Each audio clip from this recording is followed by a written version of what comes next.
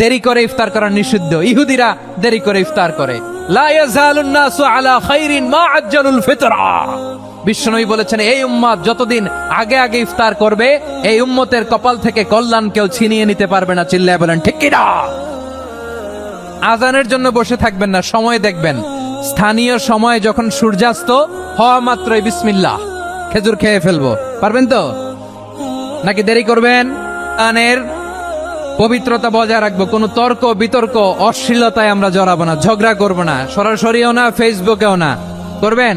কেউ গালি দিলে বলবেন ইন্নিমরুউন সায়েম, আমি রোজাদার।